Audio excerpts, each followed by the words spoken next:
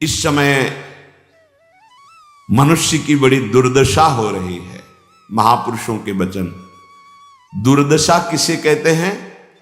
जो माया के द्वारा रचे हुए प्रलोभनों और भोगों में अपने जीवन को लगाकर नष्ट कर रहे हैं।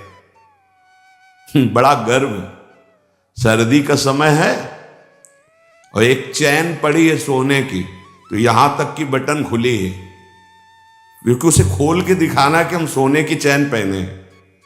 कौन सी खास बात भैया? अरे ब्रह्मांड नायक की सृष्टि को तुमने देखा कहां है? कितना बड़ा सोने का पहाड़, बड़ा आश्चर्य होता है। 4 लाख योजन, एक योजन का मतलब 4 कोस, एक कोस का मतलब 3 किलोमीटर। कितना सोना!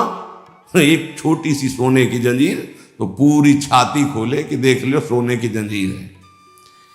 अगर 1-2 अंगूठी पहने हैं ना तो हर बार वो, हमने देखा है, एकांतिक में देखा है।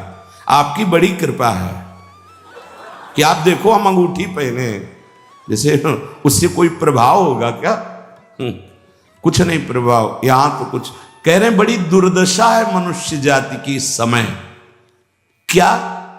माया रचित भोगों में, माया रचित प्रलोभनों में, माया रचित पदार्थों में भोग बुद्धि, अहम बुद्धि हो गई है।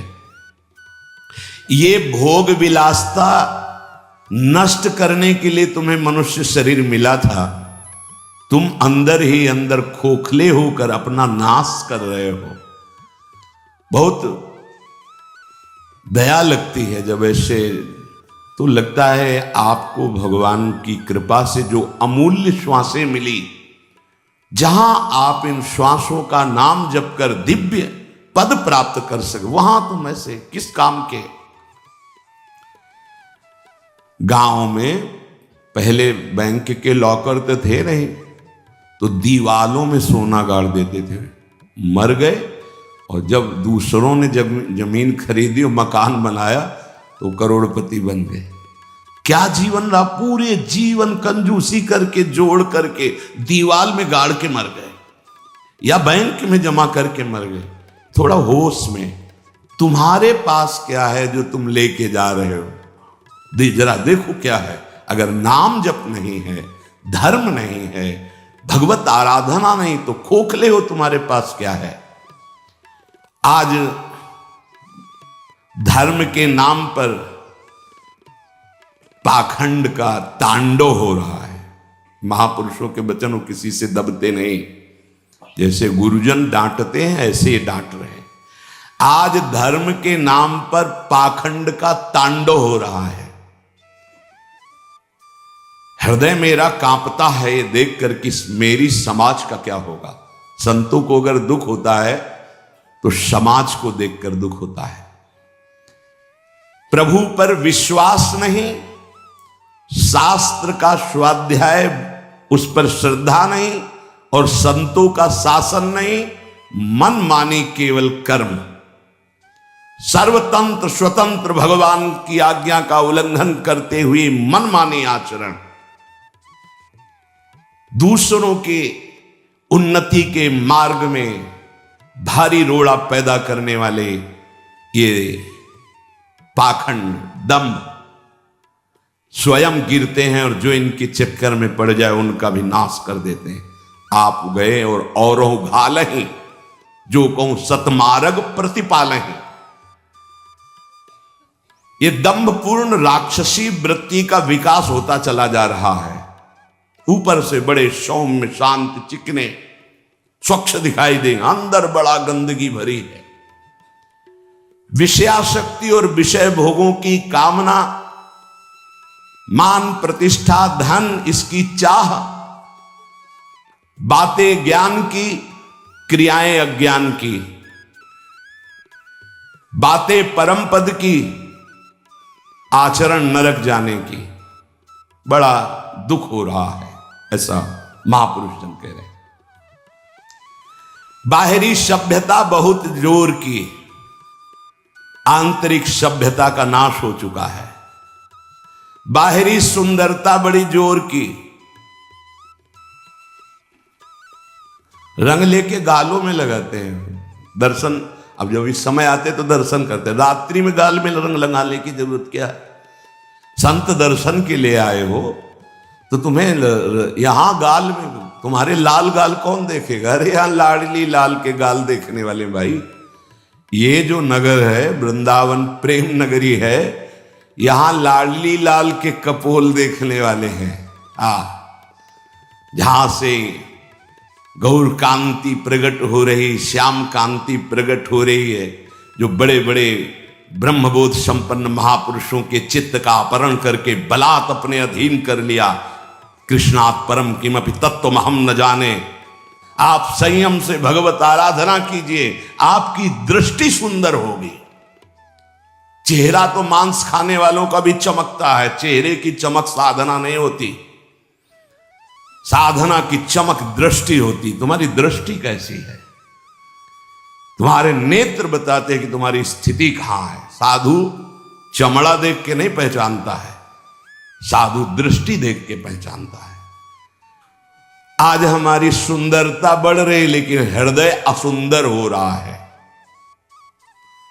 दंभ व्यभिचार मिथ्याभिमान हिंसा दुर्गुण दुराचार, इनकी उन्नति होती जा रही है। आध्यात्मिक गुरुजनों के वचन शास्त्र वचन, इनकी हत्या हो रही है।